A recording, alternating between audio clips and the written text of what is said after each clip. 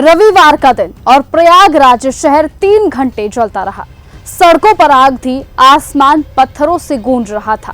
महिलाएं, बच्चे जान बचाकर भाग रहे थे और सरकार बस तमाशा देख रही थी।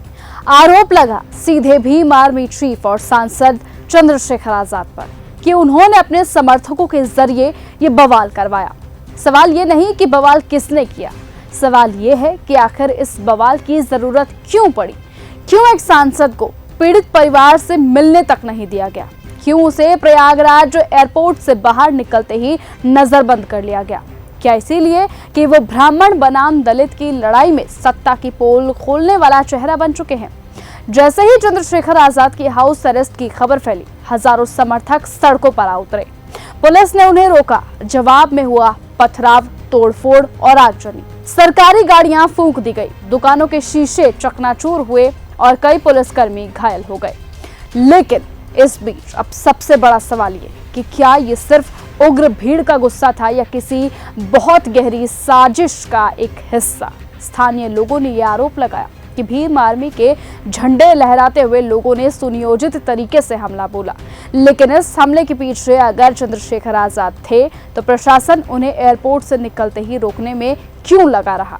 और अगर वो नहीं थे तो फिर सत्ता पक्ष इतने बौखलाए क्यों हैं? चंद्रशेखर आजाद का तो साफ कहना है कि उन्हें सिर्फ पीड़िता के परिवार से मिलने जाना था, लेकिन पुलिस ने बहाना बना दिया, लॉ एंड ऑर्डर का हवाला दिया और उन्हें जबरन सर्किट हाउस में कैद कर दिया गया। सवाल है कि क्या ये वही राम राज्य है जिसका दावा अक्सर योगी आदित्यनाथ करते रहते हैं?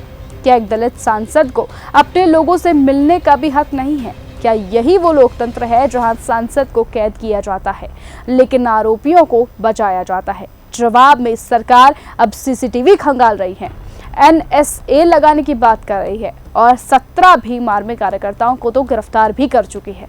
लेकिन क्या सरकार कभी ये बताएगी कि उस 8 साल की बच्ची के साथ हुए दुष्कर्म के बाद उसके परिवार को सुरक्षा क्यों नहीं दी गई? क्या वो दलित युवक जिसकी संदिग्ध हालात में मौत हुई है, उसकी जांच क्यों नहीं हो पा रही है? क्या सचमुच चंद्रशेखर आजाद को रोककर एक साजिश को दबाया जा रहा है? साफ है कि यह सिर्फ हिंसा नहीं थी, यह सत्ता के खिलाफ आवाज उठाने की कीमत थी। चंद्रशेखर आजाद की राजनीति भले ही उग्र हो, लेकिन ये आग उसी राज्य की देन है जहां न्याय से ज्यादा महत्वपूर्ण है जाति, सत्ता और व्यवस्था की चमड़ी बचाना। प्रयागराज की हिंसा एक सवाल बन चुकी है। क्या दलितों की आवाज अगर बुलंद है तो उसे कुचल देना चाहिए? क्या एक सांसद को हाउस अरेस्ट कर देना इस देश की राजनीति का नया ट्रेंड बन गया है? और अगर चंद्रशेखर आजाद की लड़ाई गलत थी तो फिर योगी सरकार क्यों डर रही है, क्यों चुप है?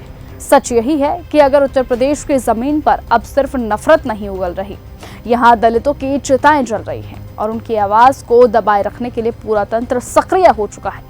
इस तरह की बातें अब सोशल मीडिया पर काफी ट्रेंड कर रही हैं। प्रयागराज की सड़कों पर जो पत्थर चले वो केवल हिंसा नहीं थी, वो इस सरकार के खिलाफ खड़ा होता लोगों में गुस्सा था। अब फैसला आपको करना है, चंद्रशेखर आजाद क्या अपराधी हैं या सत्ता को आईना दिखाते हुए असहज कर देने वाले एक आंदोलनकारी? अपना जवाब कमेंट में लिखना ना भूले। फिलहाल आज की इस खबर में सिर्फ इतना ही। देश और दुनिया की तमाम बाकी खबरों से ऐसे ही जुड़े रहने के लिए आप बने रहिए और ऐसे ही हमारे साथ देखते रहिए न्यूज़ गंगा। नमस्कार। ऐसी ही खबरों को सुनने और देखने के लिए सब्सक्राइब करना बिल्कुल मत भूलिएगा चैनल न्यूज़ गंगा। खबरें अच्छी लगी तो लाइक का बटन दबाना बिल्कुल मत भूलिएगा। कमेंट बॉक्स में टाइप भी कर सकते हैं और हाँ, शेयर करना भी बिल्कुल मत भूलिएगा।